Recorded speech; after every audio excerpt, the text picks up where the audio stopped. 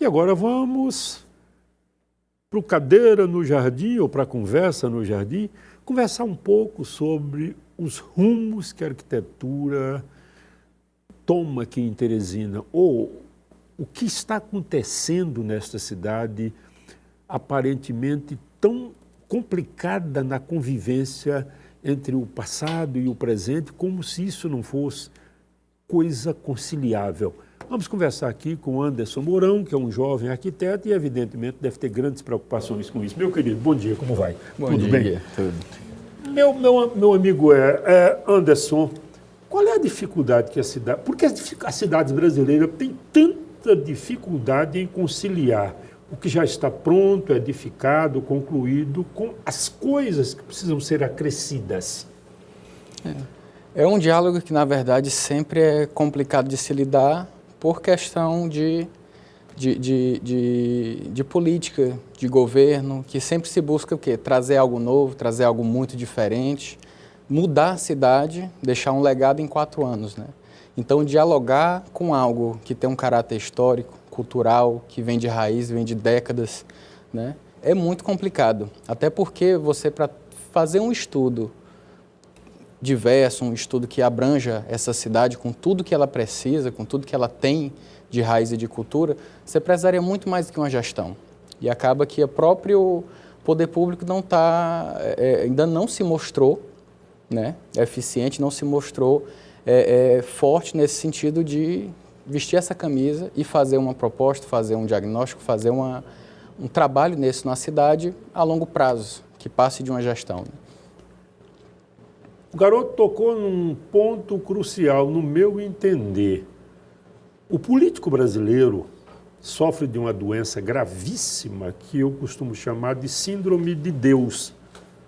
O Anderson não conhece essa expressão, até porque ela é minha. Síndrome de Deus é assim, o mundo começa no dia que eu inicio a minha gestão. Sim. E termina no dia em que eu concluo o meu mandato. Isso é uma coisa mais irresponsável e absurda do mundo. O conceito de coisa pública, antes, vai embora aí, porque eu preciso deixar as minhas marcas muito evidentes, não é? Durante o meu mandato, o meu tempo. E as cidades pagam muito caro por isso. Um bom exemplo para Teresina. Essa cidade nunca teve uma política de arborização, seu Anderson. Você sabe disso, nunca teve. Quando eu cheguei a Teresina, vocês vão rir, já faz um tempinho, há 52 anos, se plantava algaroba nas praças de Teresina, seu Anderson. Algaroba é uma leguminosa ótima para alimentar ovelha, bode, jumento. Agora, para arborizar as cidades, aí depois trouxeram uma acácia, daquela banda da Austrália, utilizada para fazer celulose. Plantaram em Teresina, deu um monte de problemas. Aí começaram a plantar o tal do algodoeiro da praia.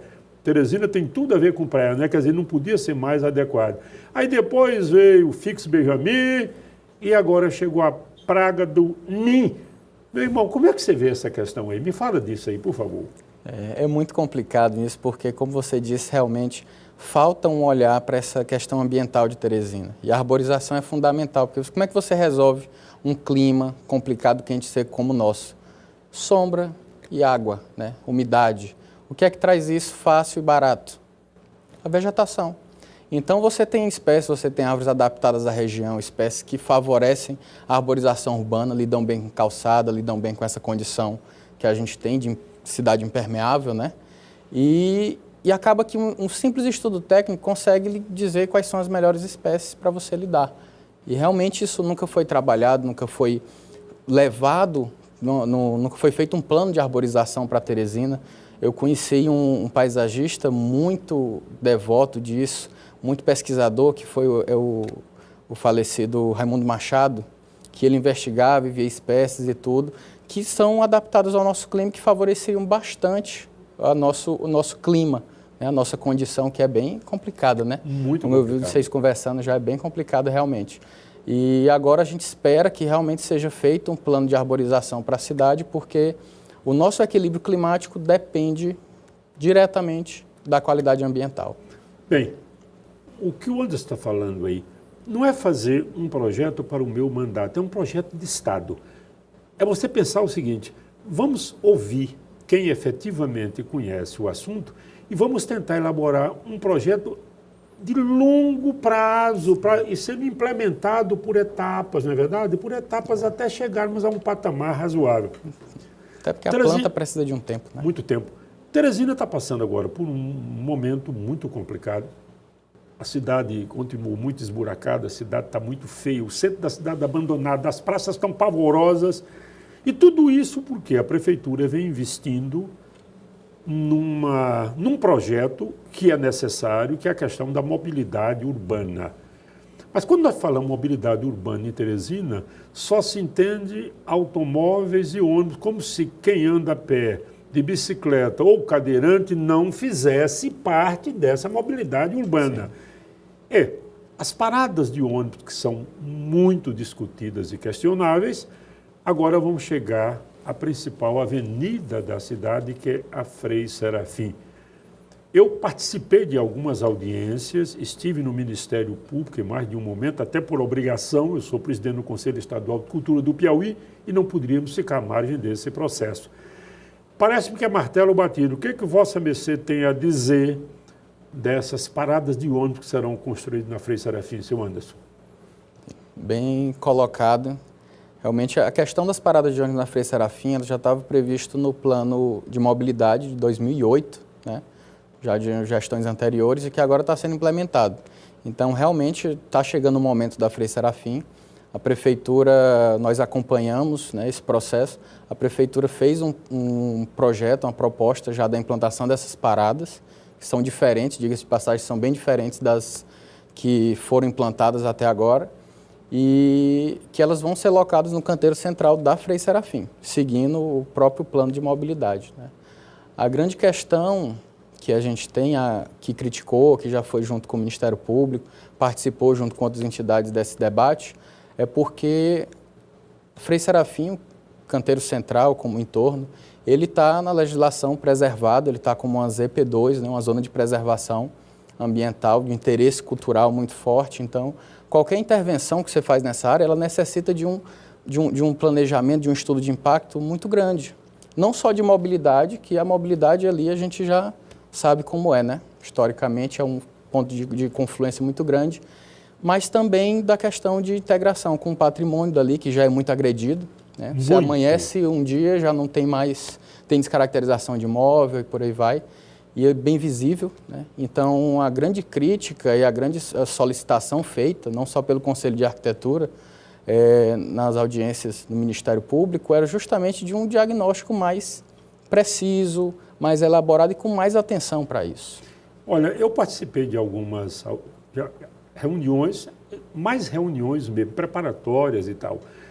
E eu sempre me perguntava de que forma se pode construir ali uma parada de ônibus sem que ela agrida o que ainda sobrou, porque na verdade a Frei Serafim já sofreu intervenções muito sérias. Tiraram aqueles intervenções e deformações. Sim. Os casarões antigos, e nós aqui sofremos de uma outra coisa gravíssima. Desculpa estar entrando na área que é tua, mas me preocupo muito com isso. Nós temos um imóvel com uma cara bonitinha, um prédio com uma cara provinciana. Quem aluga o prédio, a primeira coisa que faz é meter um platiband, ou seja, joga na frente um metalon para esconder aquilo. Que trem complicado é esse, né, seu Anderson? É muito complicado e é falta de sensibilidade, né? Às vezes a própria população já tem uma falta de sensibilidade cultural, infelizmente. A questão de patrimônio, de cultura, ela tem que ser trabalhada desde as escolas, mas infelizmente a nossa realidade hoje é uma falta de sensibilidade cultural e patrimonial. Mas a legislação devia estar aí, né? A gente devia ter um plano de comunicação visual, de como lidar com esses imóveis, com essa paisagem. As pessoas acham que poluição, a única poluição que a gente percebe que nos aborrece é a que fere o ouvido, a sonora. Mas a poluição visual, ela também é muito grave. A legislação não permite, por exemplo, que você pegue a fachada da casa e coloque aí letreiros de forma agressiva, não é? Às vezes tem letreiro lá do teto até o chão. essas intervenções afetam, sim, a vida da gente. Eu conversava uma vez antes com um arquiteto, um rapaz bastante inteligente, com boa formação, e eu fiz uma crítica à construção de alguns prédios em Teresina. E acho que ele tinha interesse num dos prédios, não sei o que aconteceu, estava num momento ruim, e ele disse uma coisa curiosa, ele disse, os arquitetos do Piauí podem não ser grande coisa, mas os poetas são piores. Eu digo, meu irmão, a comparação não podia ser mais infeliz. Isso aqui, digamos que seja um livro de poesia. O camarada escreveu um livro de poesia dele. Esse livro só existe para quem se dispuser a abrir e ler. No momento em que eu fizer isso, acabou o poeta, acabou o livro, e esse livro não interfere mais na minha vida. Agora, exatamente, o prédio que você constrói de forma assintosa, a construção que vai interferir na circulação de ar, vai jogar sombra onde não devia, vai destruir árvore, essa interfere na minha vida, né, seu Anderson? E aí é outra todo mundo história. Que passa. Hã? E todo mundo que passa. O impacto visual disso é muito Você imagina sério. você fazer um edifício com uma fachada de vidro toda espelhada. Ela vai esquentar aquela calçada, aquele passeio, ela vai afastar as pessoas dali. Quando o sol bate, quem vem numa determinada posição pode ficar completamente ofusca, pode causar tudo acidente. E trazer problemas, inclusive, para o trânsito, Exatamente. Meu irmãozinho. Então, o arquiteto tem uma responsabilidade enorme, não apenas ele, aí envolve toda a sociedade e mais discussão. Sim. Eu vou pedir a Débora que mostre aí alguma coisa, já tem um esboço aí das paradas de ônibus. Eu estava muito assustado. Eu acho até que dentro das possibilidades o projeto não chega a ser gritantemente, digamos assim, horroroso. É um projeto até suave, tenta compatibilizar os materiais com as árvores. Mas Exato. Fala você disso aí, que você é do ramo, eu não. Diz aí.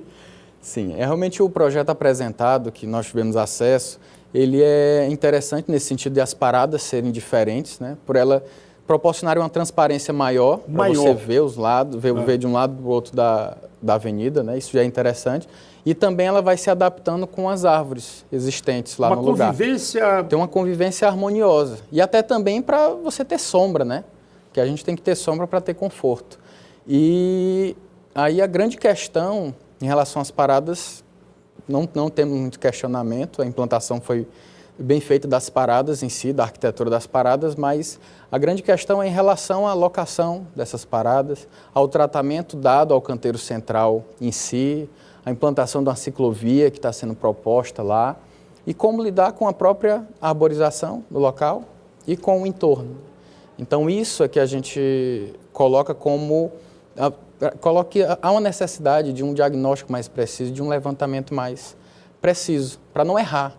Você imagina, qualquer intervenção numa área de interesse cultural, numa área da memória de Teresina, né? Isso afeta. É muito impactante. Muito, muito, muito, muito. Quanto ao centro de Teresina, você, minha irmã, meu irmão, eu às vezes passo um tempinho sem andar ali pelo centro. Quando eu ando, me bate uma sensação de desconforto e de tristeza. É como se a cidade estivesse em liquidação. Vamos acabar com isso aqui logo para transformar tudo em estacionamento. Isso é uma tática meio maluca, né, seu Anderson? Demolir um casarão para construir um estacionamento que é mais rentável do ponto de vista econômico. Exatamente. E aí cada vez mais as pessoas perdem espaço para o carro. O carro ocupa os espaços urbanos e as pessoas ficam em calçadas estreitas, inacessíveis, inseguras. Um cadeirante em Teresina não pode nem... Essa palavra acessibilidade em Teresina é só uma palavra mesmo destituída de qualquer significado. Sim. As calçadas de Teresina são criminosas. São. E é uma crítica forte que a gente faz em relação a isso, porque a gente tem até uma legislação da lei das calçadas que agora era para ser revisada e tudo, porque não consegue se aplicar. Porque a legislação é bonita, mas a realidade, a gente tem calçadas de 50 centímetros, 1 metro. Alturas tal. Exatamente. Alguém que precisa, não precisa ser cadeirante, não, por favor. Eu falei o cadeirante, mas não. Qualquer pessoa qualquer pessoa, e se tiver um pouco mais de idade, tem que ter muito cuidado, porque há armadilhas nas calçadas de Teresina. Sim. Bom, essa conversa antes poderia render 3 meses. Eu agradeço aqui a tua presença. E vamos prestar atenção, procurar ouvir mais as pessoas que são do ramo. Vai fazer uma alteração na fachada da sua casa? Convida um arquiteto que tenha sensibilidade, porque a primeira coisa que a maioria diz é: corta essa árvore porque vai encobrir a fachada do teu negócio. Meu irmão, o Niemeyer, você que está em casa, o Niemeyer não gostava nada de árvores. O Niemeyer convivia muito mal com o verde. Inclusive ele, com o Burle Marx, tinham alguns atritos. E uma vez eu falei brincando, depois eu até fui muito cruel. Eu disse, o Niemeyer não gostava de árvore porque não há nenhuma construção humana, por mais bela, mais sofisticada que possa ganhar em nobreza de uma árvore, né, seu Anderson? Não existe isso, meu irmão. Não há. Não é verdade? E nenhuma traz o conforto que uma árvore traz. Pode propiciar. Bom,